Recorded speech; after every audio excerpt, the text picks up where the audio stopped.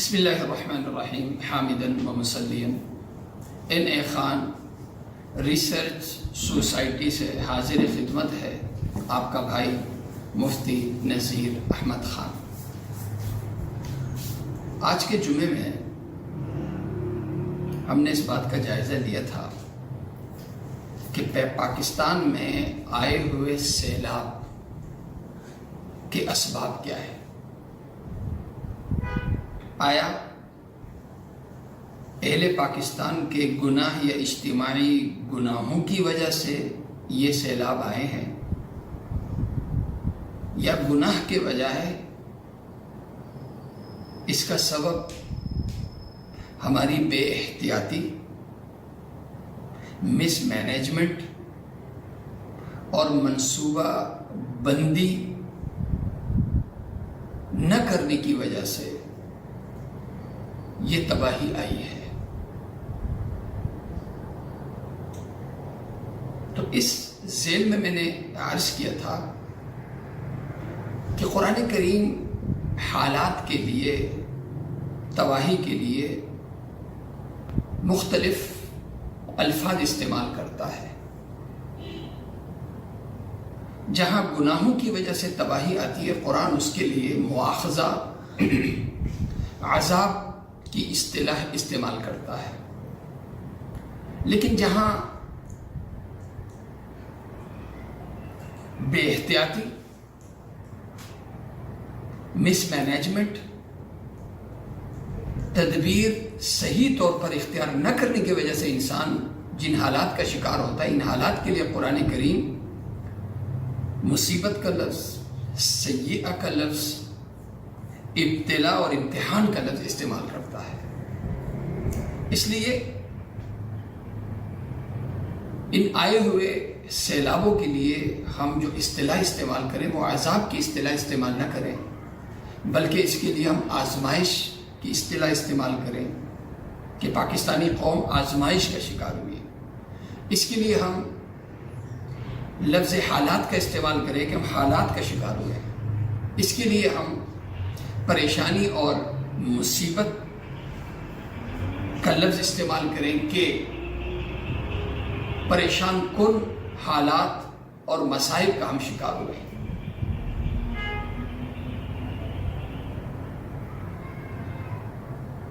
اب اگلی جو بات ہے وہ یہ ہے کہ پریشانی آئی کیوں۔ میں نے عرض کیا کہ اس کا سبب گناہ نہیں، بلکہ اس کا سبب یہ ہے کہ بے احتیاطی، جو پہلے بھی میں نے عرض کیا، ندی کے کنارے، نالوں کے کنارے اگر ایک شخص گھر بنائے گا تو یہ اپنے آپ کو خود خطرے میں ڈالنے والی بات ہے۔ میں اگر پسٹل اپنی کنپٹی پہ رکھوں اور میں پسٹل چلاؤں اور اللہ تعالیٰ سے یہ امید کروں، اللہ تعالیٰ سے یہ دعا کروں کہ اے اللہ میں تو پسٹل چلا رہا ہوں، گولی چلا رہا ہوں، لیکن اے اللہ تو نے مجھے بچانا ہے۔ میں اپنی گاڑی باہر لاک کیے، چابی چھوڑ کے، گاڑی میں چابی چھوڑ کے میں دعائیں پڑھ لوں اور اللہ تعالیٰ سے یہ دعا کروں کہ اللہ میری گاڑی کی حفاظت کرنا، تو میری گاڑی کی حفاظت اس لیے نہیں ہوگی کہ حفاظت کے لیے دعاؤں کے ساتھ ساتھ تدبیر بھی ضروری ہے۔ میں نے تدبیر اختیار نہیں کی۔ میں ہلاکت کا سامان، ہلاکت کے اسباب اپنے اختیار سے میں اپناؤں، ہلاکت کے اسباب میں اختیار کروں اور اللہ تعالیٰ سے امید کروں کہ اللہ تو میری حفاظت فرمائے، ایسا ممکن نہیں۔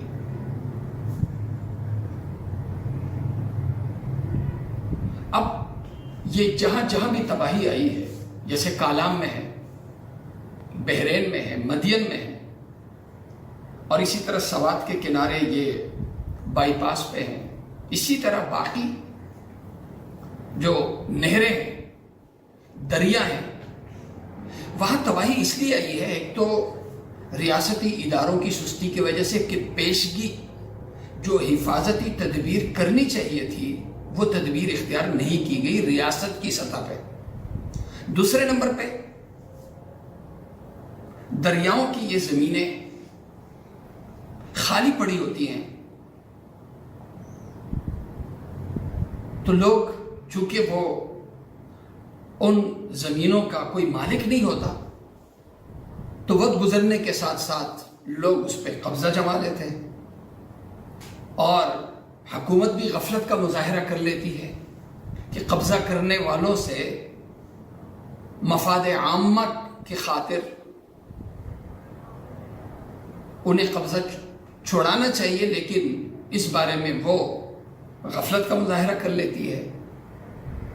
تو گویا عوام اور ریاست دونوں کی غفلت کی وجہ سے، دونوں کی بے احتیاطی کی وجہ سے وہاں قبضہ ہو جاتا ہے، اور پھر جیسے 10 سال پہلے اسی طرح کی سیلابی صورتحال کا ہم نے سامنا کیا تھا، خاص طور پہ سرحد اور سوات میں، اور ایک تباہی آئی تھی۔ 2012 کی بات ہے۔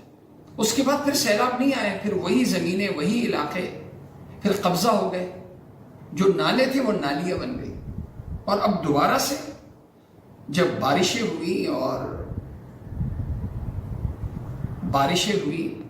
اور سیلاب آئے تو سیلاب گزرنے کے لیے راستہ تو چاہیے۔ جب راستہ نہیں ہوگا تو پانی تو اپنا راستہ بناتا ہے۔ ایسے میں پھر جب راستہ جب نہیں تھا تو پانی اپنا راستہ بناتا ہے، اگر گزرگاہ نہیں ہوگی تو وہ تو پانی کہیں سے تو گزرے گا۔ اس وجہ سے وہ پانی آبادیوں میں داخل ہوا۔ تو آبادیوں میں جو داخل ہوا، یہ اس کا سبب میری اور آپ کی بے احتیاطی، ریاست کی بے احتیاطی، اور نالوں پہ، دریاؤں کے کناروں پہ قبضہ کرنے والوں کی غلطی کی وجہ سے، اس جرم کی وجہ سے یہ عذاب ہم پہ آیا ہے۔ تو کہیں عمل کی خرابی کی وجہ سے جیسے قدرت انتقام لیتی ہے، اسی طرح ہلاکت کے اسباب اختیار کرنے سے بھی قدرت انسانوں کی ہلاکت کا سامان تیار کرتی ہے۔ قدرت ہلاکت کا فیصلہ کرتی ہے، نجات کا فیصلہ نہیں کرتی ہے، ظاہری حالات کو سامنے رکھتے ہیں۔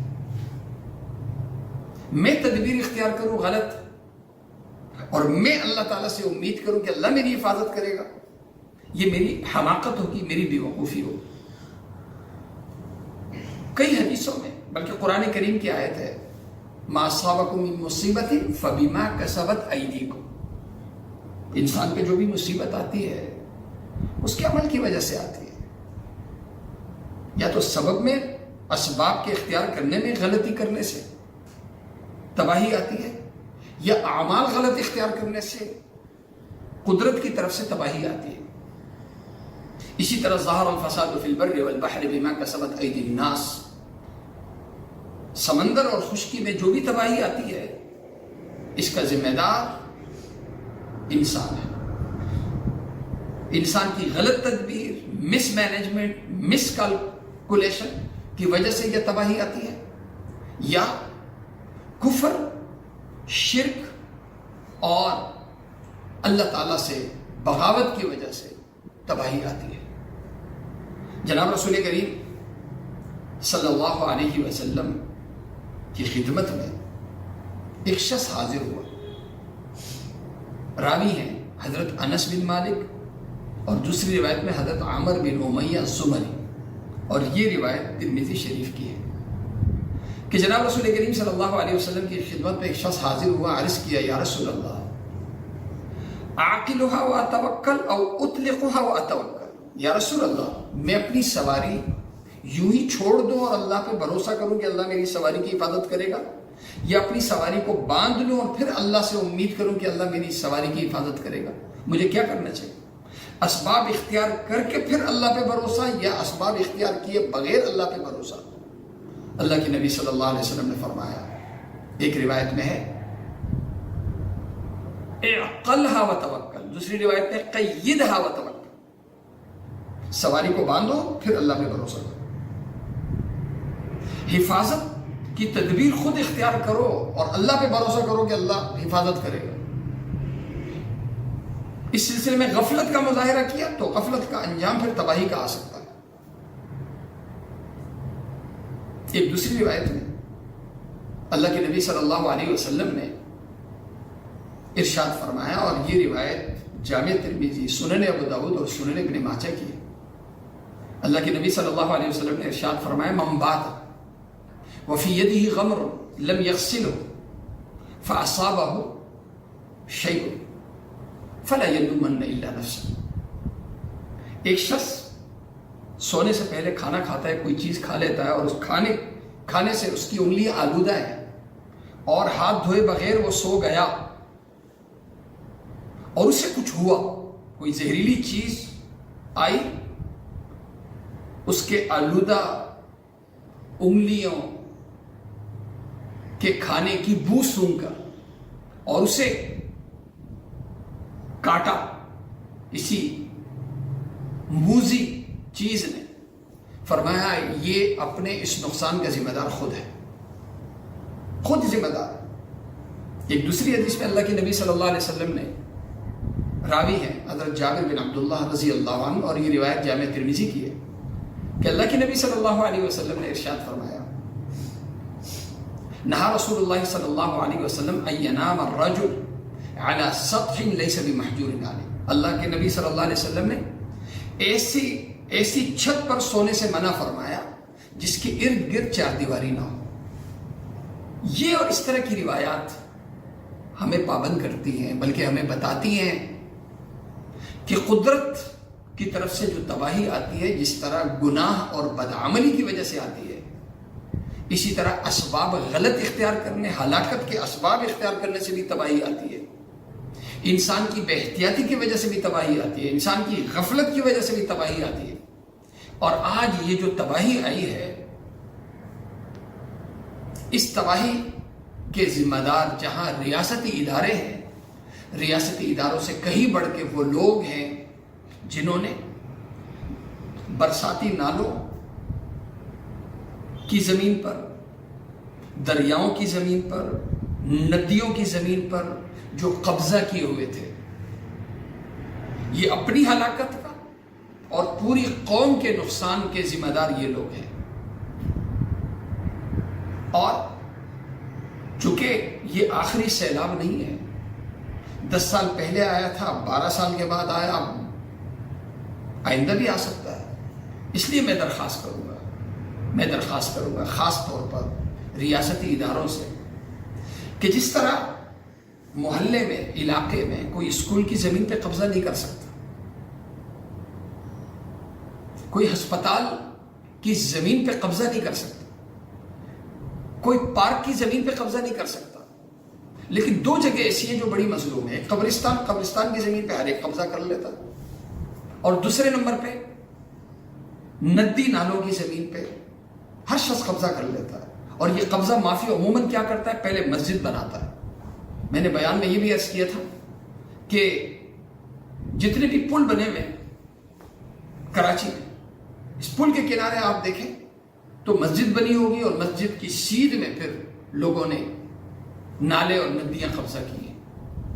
اس لیے کراچی کے لوگوں کو، پاکستان کے لوگوں کو آئندہ سیلاب کی تباہی سے بچانے کے لیے میری درخواست ہے کہ ان قبضہ شدہ زمینوں کا قبضہ چھڑایا جائے، اور جو جتنا حصہ ندی نالوں کا تھا پہلے،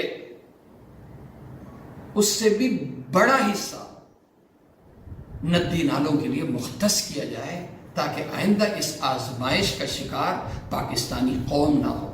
اللہ تعالیٰ مجھے اور آپ سب کو عمل کرنے کی توفیق عطا فرمائے۔